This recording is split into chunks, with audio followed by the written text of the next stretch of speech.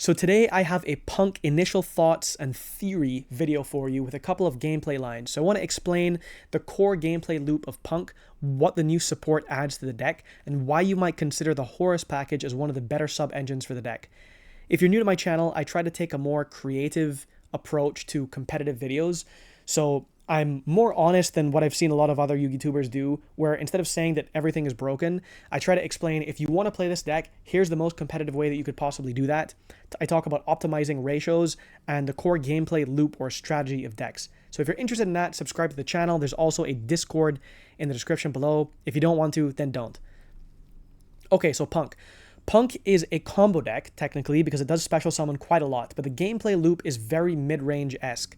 The idea with p.u.n.k is to summon a couple of relatively strong or useful boss monsters, like Jam Fever, which is one of the new cards that I'll cover in a second, and also have a bunch of hand traps in your hand to back up your field. Now, the reason that hand traps are part of the core gameplay loop of p.u.n.k is mostly because of Jam Extreme Session, but now also because of Jam Fever. So Jam Extreme Session is searchable off of Wagon, which is part of your standard combo line. Every single time you can do it, you will always summon Wagon to search the field spell. So this has two effects. First of all, you can banish a p.u.n.k card from your graveyard that's cost, special summon a p.u.n.k monster from your hand. So this is kind of like a generic extender that is part of your standard combo line if you're not interrupted. And the reason for that is that you'll often use your normal summon on a baby p.u.n.k, and you want to get another baby p.u.n.k out onto the field. And you do that by special summoning off this effect. But the other effect, if a psychic monster you control paid life points to activate its effect, you can draw one card. That is a twice per turn effect. So all of the baby p.u.n.ks, the Madame Spider that searches the trap, the Wagon that searches the spell, the Sharakusai that fusions in your turn and synchros in their turn, and the Xiamen which searches any p.u.n.k monster, are all psychics. So this card is part of your core loop. Now the Jam Fever, which I'll cover now, helps you with your draw power. So this is 2 level 8 monsters, so it's generic, but you can also once per turn XYZ summon it by using a p.u.n.k fusion or synchro monster you control as material. That's extremely important and is now part of the standard p.u.n.k game plan. You can only use each of the following effects of Jam Fever once per turn. You can pay 600 life points and detach 1 material from this card, draw 1 card. So the Jam Extreme Session drawing 2 per turn and Jam Fever drawing 1 per turn means that in your 3 draws, it is very likely that with 15 hand traps, you're going to draw at least 1 hand trap. So that's why this is a really important part of the p.u.n.k gameplay loop. This has another effect, which is when another monster's effect is activated and you have a level 3 psychic monster in your graveyard, which is every single turn that you've played this deck. Quick effect, you can detach 1 material from this card, as cost, negate the activation, and if you do, destroy that monster. So this is a very, very useful card with a fundamental limitation in that if you choose to overlay this on top of a p.u.n.k fusion or synchro monster, you will only have 1 material. Now that means even though its effects are once per turn, if you use the draw effect when you've overlaid it with only 1 material, you will not be able to get the negation effect. So you have to be very careful with how you use this card, and you will usually never use the draw effect unless you've made it off of the Horus cards or you've hard made it with 2 level 8s in some other way. The other new card is Rising Scale. So this says you can banish 1 other p.u.n.k card from your hand or graveyard, that's the cost, special summon this card from your hand. If this card is special summoned, so this triggers itself, this is a trigger effect, you can pay 600 life points, take 1 p.u.n.k monster from your deck or graveyard except a level 8 monster and either add it to your hand or special summon it. So this card is a very high quality extender. It is technically not a starter because it does have a condition and there has to be another p.u.n.k card in your hand or grave. Obviously, you would want that to be in your grave because you don't want to reduce your card advantage. The whole point of this deck with the mid-range-ish playstyle is that you're drawing cards and your opponent isn't, and so you're choking them out of the game by having more card advantage and using that usually in the form of hand traps. Like all of the level 8 p.u.n.k monsters, they do not tutor themselves. So Ogre Dance searches anything that's not a level 8. Foxy Tune specials anything that's not a level 8. And Rising Scale specials anything that's not a level 8. This is probably the only one of the level 8s that has a possibly useful secret effect. So when a monster your opponent controls with 2500 or more attack activates its effect, you can change it to face down defense position. These effects are very strange. They're really not that useful, or they don't come up that reliably. So this one gains attack. This one can gain life points if it destroys a monster, and this one can book something, but it has to be 25 or 100 more attack.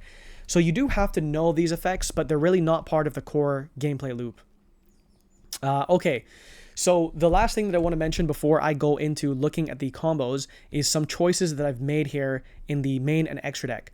One of the major kind of weaknesses of this deck is there isn't spell and trap negation. And it means that if your opponent hits you with something like an evenly matched and you don't have an answer to it, it can destroy the whole game plan of you cycling through resources and stopping your opponent from having them. So being able to summon a card like Hope Harbinger, so this is the one which can negate a spell card, and then it also attaches it to this card as material. I think this is almost to the point where it makes it worth playing the Horus cards alone.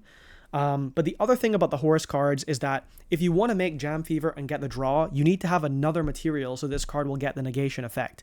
And so having a single other level 8 is very useful. Also, having another level 8 just for the purposes of synchro summoning is also extremely useful. So I almost considered not playing the Happy because obviously you don't want to add bricks to your deck. And if you're already playing the Dangerous Gaboo, which is basically mandatory off the Madame Spider, that is a brick going second. And if you're playing the Silhouette Trick because you're on Rabbit, this is also a brick going second. So adding in a third brick, I think brings the deck up to what in my opinion is kind of the maximum limit here, where you have just over a third chance that you're going to see one of these bricks in every single game when you're going first, and a little bit more when you're going second. That's also if you're not counting King Sark as a brick, but obviously there are hands where you kind of want to start with a rank 8 yourself, and that might be Photon Lord. It usually will be Photon Lord if you wanna start with a monster negate, because it's unlikely that your opponent's not going to have a spell card that they're going to use on your turn. So Hope Harbinger is more like if you can get to the Photon Lord or the Jam Fever through other means, and then this is just something that you add to your end board. The Jam Fever, though, is really nice with the horror stuff because you can get the draw and then it stays on field as a negation. A couple other things that are worth mentioning is that the Rising Scale is a water, which means that if it is engrave, you can make Dragite, and this does give you a spell/trap negate. So technically you don't have to play the Hope Harbinger to have that type of card, but it means that if this is not in the graveyard, this is basically not an option. Okay, couple other points here is if you were hypothetically playing a power spell version of this deck, there are a couple other cards that I think are worth considering. So Psychokinesis requires you to control a psychic type monster, and then you can target a card on the field and destroy it, and then you take 1,000 damage. There's also Psychic Feel Zone, where you can select 2 of your removed from play monsters. So one has to be a tuner and one has to be a non-tuner. You can return into the grave and then special summon a psychic type synchro monster from your extra deck in face-up defense position whose level equals the total levels of the returned monsters. I don't think that this is good, but if you were playing a power spell version, it is just worth noting that this card doesn't really have a way to recycle the banished cards, and it does banish cards as part of the standard gameplay loop. There's also Psychic Eraser Laser, which you don't actually need to have psychic monsters or whatever for this to work, but it would be searchable off of Thrust, which is something that you'd be playing in a power spell version. So here you can send a monster your opponent controls that was special summoned from the extra deck to the graveyard, and then your opponent gains life points equal to the original attack or defense of that monster. So this is kind of like a non-targeting spot removal that would be useful off of Thrust, as would Psychokinesis. The last thing that I want to mention for the main deck before getting into some of the combo lines is Psychic Tracker. So this is way better than Psychic Wielder in this deck. The cards are basically the same, except Wielder is a tuner and this is not. So this card and Wielder say if you control a level 3 monster other than itself, you can special summon this card from your hand in defense position, and you can only special summon it once per turn that way. The other effect is not super useful, but a synchro monster that used this card as material gains 600 attack. So the reason that you would play this card, in my opinion, is if you want to do other synchro lines. And you might be wondering, why would you want to do other synchro lines if you already have a relatively standard game plan where you're going for Dragon Drive or Amazing Dragon, and then you have some rank 8s. So if you were playing Psychic Tracker, the baby punk monsters, remember, are all level 3 and they're all tuners. So if you summon the Psychic Tracker, which I guess is technically searchable off the e-tele, but in almost any scenario, you're not going to be searching that off of this. You'd be searching the Xiamen, or if you already have access to Xiamen, you're going to be getting probably the Wagon for the field spell, or if you already have access to that, the Spider for the trap. So you could go into a Barkion, because Barkion requires an Earth Tuner and a non-tuner Earth monster. So this would fix the danger this deck has of losing to stuff like Evenly Matched. It would also beat stuff like top decked imperms, or if you could make this card early, you could, stop them imperming you, or using like if they're on what's the new trap card called, Dominus Impulse. So this card I would say is worth considering. You won't have a fully fueled grave immediately, but you should have a bunch of cards in your graveyard by time you pass turn. There are a bunch of other cards that are not as useful, but just for you to think about, the Metaphys Horus. If this card is synchro summoned with an effect monster, you can target one other face-up card on the field, negate that target's effects. So you could be making a card like this to force an interaction when you first start, and that would be like another toolbox card if you were playing Psychic Tracker, in which case you might even want to play like 3 of these. I have seen some other people playing Mind Castlin, so you can target a face-up monster your opponent controls, switch control of that monster and this card. It's a little bit gimmicky, and I don't think that you need it, but you could play it. There's also the Juju, the Virtual World card. So this can't be destroyed if you have 2 or more monsters in your grave with the same original type and attribute, and this is full of Earth monsters that are also Psychic. And then this card also can banish 2 monsters from your graveyard with the same original type and attribute, but different names, and then target 1 card on the field, send it to the grave. The Nothung is possibly considerable for time, because if it's special summoned, you can inflict 800 damage to your opponent, and it's generic.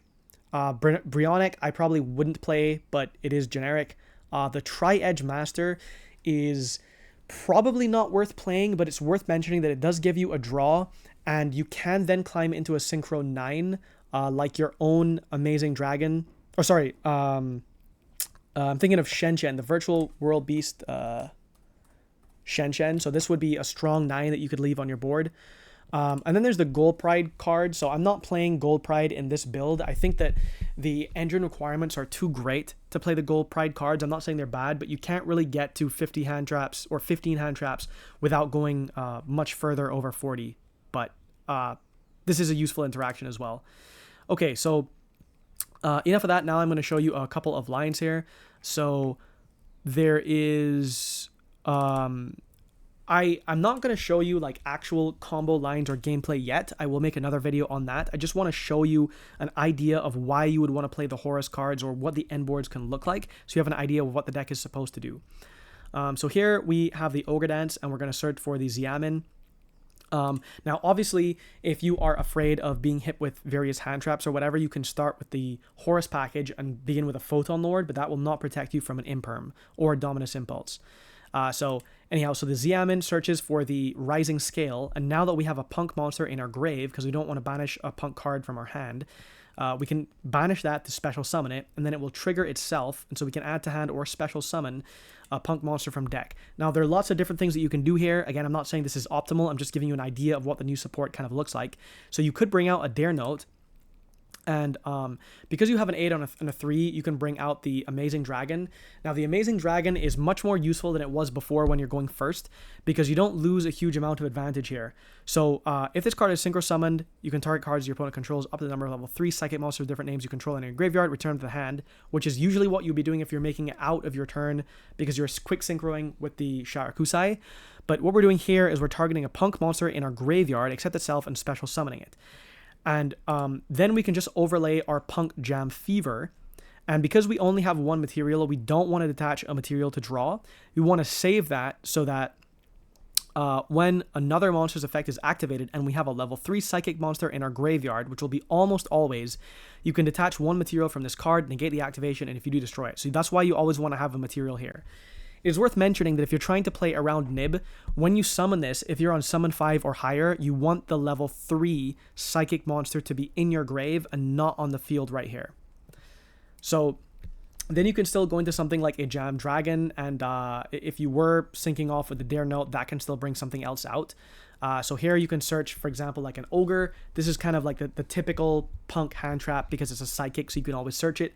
It can also be brought out with the quick play spell card, because that can special summon any level 3 or lower psychic monster. And you don't need to use this from your hand. You can send it from your hand or field to the grave, and then it still works. So here I'm just showing you that if you were using like a more of a rank 8 strategy like Hope Harbinger, you make rank 8s or level 8s pretty easily. And then you haven't even used the Horus package if you drew it, so you technically could, like King Sark, and you could ditch whatever and bring out the Happy and then make, like a Photon Lord or whatever. So you can make 3 rank 8s pretty easily in this deck now. The other thing that I was going to show here is, let's say that you basically just have Horus cards and nothing else. So here I have like a pretty bad hand, just with the E-Tele as the only real Punk Gas. You could go straight into the Jam Fever and draw a card. And because this deck plays so much engine, but the same engine, it's pretty reliable that if you haven't drawn into one of those cards, or if you've only drawn into one of them, that the next one is going to give you something useful. You just need to remember that this does require a level 3 psychic monster in your grave, so the negation technically isn't live yet. So then here, we've looked for our extender, and now we're using our 1 access to the Punk engine after we found the extender off the draw, and that will search something, hopefully. And so here we can get like an Ogre Dance, and now we're just like putting monsters onto the field. Again, I'm not trying to show you the optimal lines here. I'm just trying to give you an idea of what the deck is kind of supposed to look like by the time you get to the end board.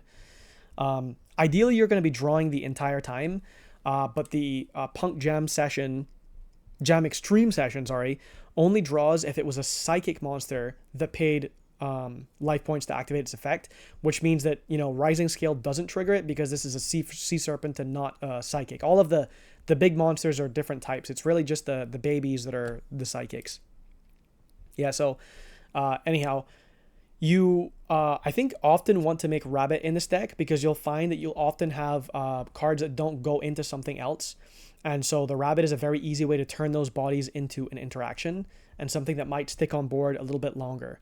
But I don't think it makes sense to play much of a link strategy here. I'm just, again, showing you that you can, pretty easily turn almost anything you're playing into whatever. The last thing that I want to show you here is drawing a combination of the Punk cards and the Horus cards. Like add stuff to your end board that you wouldn't otherwise have if you didn't have the Horus engine. You can play stuff like a Kashtira engine because you could, for example, Fenrir is a 7, or all the Kashtira, the major Kashtira cards that you would be splashing are 7s. And so a 7 and a 3, like your tuners are 3s, go into a 10, and you don't normally have access to Synchro 10s. So, being able to play some Synchro 10s could be useful. Like you could play Cheng Ying. There are ways that you can trigger it because you can banish off of a bunch of different cards. So it's not the worst thing, but triggering it out of turn is less reliable, so I'm not really convinced that that's the way to play. So always remember the level 3 Psychic needs to be in your grave for this monster negation to be live. And really here you're just trying to draw as much as possible as you're going through your combo. And Madame Spider, whenever you can get it in your gameplay loop, will always search for the trap, and that makes you feel a lot safer because it means whatever they negate, even if they, like Dark Ruler you're still going to have something in the back row. And that's kind of like also the added benefit of the Rabbit. If you have like the Gabu searched off of the Madame Spider, and you have Silhouettric or Azaroon searched off of the Rabbit, you feel a lot safer regardless of whatever they do to your field. And then I also am just showing here that one reason that you could consider playing no Happy just to reduce the number of bricks in your deck and just triple Imseti and 1 Sark is that sometimes having 1 level 8 on board is the difference between going into a Jam Fever with 2 materials, so you get the draw and you also have the negate, but also just having an 8 on field, so then your opponent's turn you can pay 600 life points and Synchro Summon. And if you read the Amazing Dragon, this is a generic, so you don't need to have the other material as a Punk monster on field to be able to use the effect. So I don't want to go past 20 minutes for this video. That's a very initial, rough first impression of what you can do with this deck. When I have a little bit more gameplay and like better lines to show you, I'll post another video on that. So thanks for watching.